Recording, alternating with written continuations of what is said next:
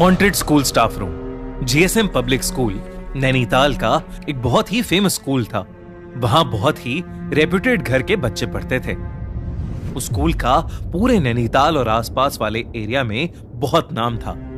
इसलिए रंजना वहां as a teacher job करना चाहती थी। रंजना साइंस की टीचर थी और वो 6th to 8th क्लास को साइंस पढ़ाया करती थी और वो बहुत वक्त से जीएसएम पब्लिक स्कूल में जॉब ट्राई कर रही थी। फाइनली उसकी जॉब उस रेप्यूटेड स्कूल में लग गई थी। रंजना बहुत खुश थी और वो पूरे मन से अपनी जॉब किया करती थी। स्कूल में एग्जाम्स का टाइम आ गया था और एक दिन रंजना एग्जाम पेपर्स चेक करने के लिए स्कूल के स्टाफ रूम में लेट तक रुकी हुई थी। उसने अपने पेरेंट्स को बताया था कि वो स्कूल से लेट आने वाली थी। मगर चिंता की बात तो तब हुई जब रात के 11 बज गए और रंजना का कुछ अता पता नहीं चला। उसके पापा उसे बार बार कॉल कर रहे थे मगर वो फोन ही नहीं उठा रही थी। देखते ही देखते 12 बज गए, फिर 3 बज गए और फिर अगले दिन की सुबह होने को आ गई। रंजना के पेरेंट्स बहुत परेशान हो गए थे, इसलिए उसके पापा तुरंत स्कूल के लिए निकल गए मगर स्कूल के गेट पर ताला लगा था। इसके बाद रंजना के पापा सीधा लोकल पुलिस स्टेशन गए और अपनी बेटी की मिसिंग रिपोर्ट दर्ज करा दी। ये सब अभी चल ही रहा था कि रंजना के पापा को उसके स्कूल के स्टाफ रूम वाले नंबर से एक कॉल आया।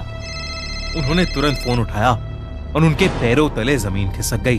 वो पुलिस को लेकर फौरन स्कूल के लिए निकल गए। वहां पहुंचकर उन्होंने देखा कि स्टाफ रूम में रंजना की लाश पड़ी है। उसके सर पर गहरी चोट लगी हुई थी और शरीर पर ढेर सारे चोट के निशान थे। पुलिस ने यह सब देखकर तुरंत रंजना की डेथ की इन्वेस्टिगेशन शुरू कर दी। उसके शरीर के निशान सीधा इशारा कर रहे थे कि उसे किसी ने बड़ी बेरहमी से मारा है। पुलिस ने जब सीसीटीवी फुटेज चेक किया तो उन्हें उसमें कुछ नहीं मिला। शाम 8 बजे तक रंजना पेपर्स चेक करती नजर आ रही थी और उसके बाद अचानक सीसीटीवी फुटेज करप्ट हो गई थी। यह केस पूरे नैनीताल में फेमस हो गया और जीएसएम पब्लिक स्कूल काफी चर्चा में रहने लगा। स्कूल की प्रिंसिपल को यह बात बिल्कुल पसंद नहीं आ रही थी कि उसकी स्कूल की रेपुटेशन खराब हो रही है। इसलिए उसने पुलिस इन्वेस्टिगेटर अजय को बार बार स्कूल में आने से मना कर दिया। अजय ने केस के बारे में खूब इन्वेस्टिगेट किया मगर उसे कुछ समझ ही नहीं आ रहा था कि आखिर रंजना का मर्डर हुआ कैसे और क्यों। उस स्कूल के सामने एक चाय और स्नैक्स की दुकान भी थी जहां एक बूढ़ी अम्मा सफाई का काम किया करती थी।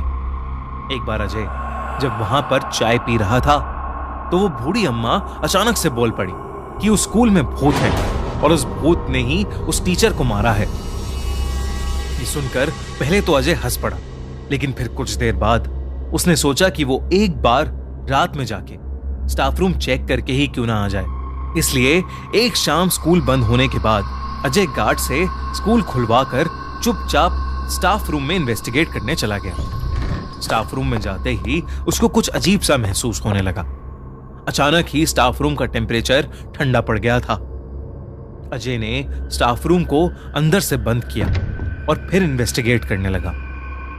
उसने रंजना का लॉकर खोला और डॉक्यूमेंट्स देखने लगा। तभी स्टाफ रूम की सारी लाइट्स फ्लिकर करने लगी। अजय ने ट्यूबलाइट थोड़ी घुमाई ताकि लाइट फ्लिकर होनी बंद हो जाए और वो जलबुझ बंद भी हो गई। इन सब पे ध्यान न देता हुआ अजय दोबारा अपना काम करने लगा कि तभी रूम में लगी ट्यूबलाइट ब्लास्ट हो गई और पूरे स्टाफ रूम में अंधेरा छा गया। अजय ने इस बात को ज्यादा सीरियसली नहीं लिया और सभी पेपर्स उठाकर रूम से बाहर जाने लगा मगर स्टाफ रूम का दरवाजा अब खुल ही नहीं रहा था। उसने दरवाजा खोलने की बहुत कोशिश की मगर वो खुल ही नहीं रहा था। तभी अजय को अपने पीछे से किसी औरत के रोने की आवाज आई। वो पलटा और उसका दिल बुरी तरह दहल गया। एक औरत दीवार की तरफ मुंह करके जमीन पर बैठी रो रही थी। अजय की धड़कनें ये देखकर बहुत तेज हो गई थीं, क्योंकि पूरे स्कूल में उसके अलावा कोई था ही नहीं। वो पूरी जान लगाकर दोबारा दरवाजा खोलने की कोशिश में लग गया मगर अगले ही सेकंड वो बर्फ सा वहीं जम गया।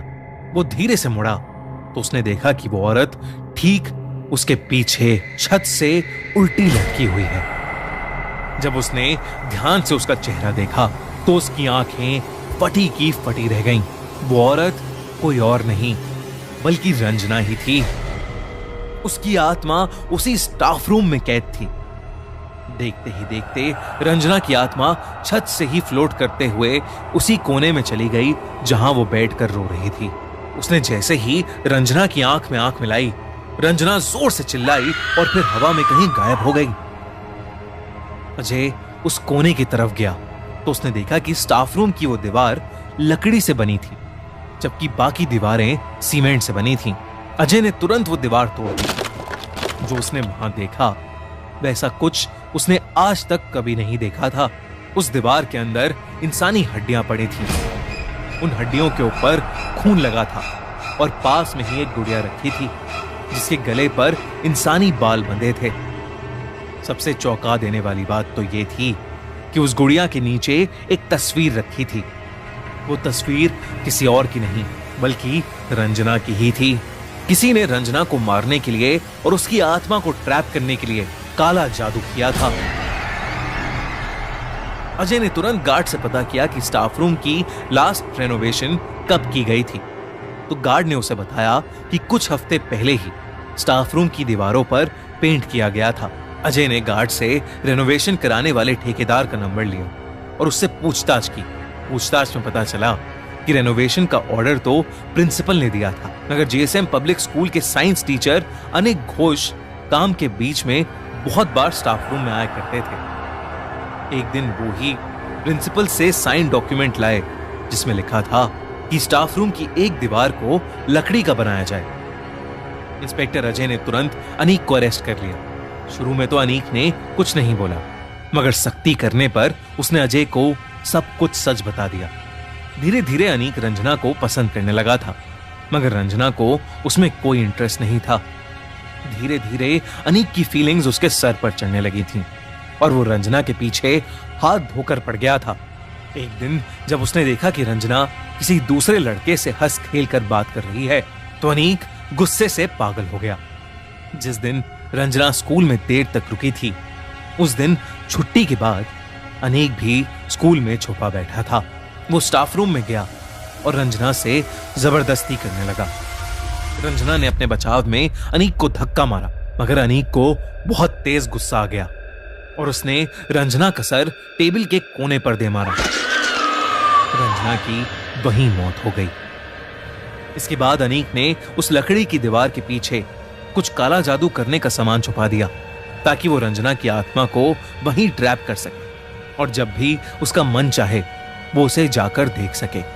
अनीक की बड़ी बहन काला जादू करना जानती थी और अनीक ने उसी से ये सब करना सीखा था। अनीक के खिलाफ एक सॉलिड केस बनाया गया और कोर्ट द्वारा उसे उम्र कैद की सजा सुनाई गई। जीएसएम पब्लिक स्कूल के उस स्टाफ रूम को हमेशा के लिए बंद कर दिया गया, मगर आज भी कई स्टूडेंट्स और टीचर्स ये दावा करते हैं कि उस स्टाफ रूम से आज भी किसी औरत के रोने की आवाज आती है। आपको क्या लगता है, क्या रंजना की आत्मा अभी तक उस स्टाफ रूम में कैद है?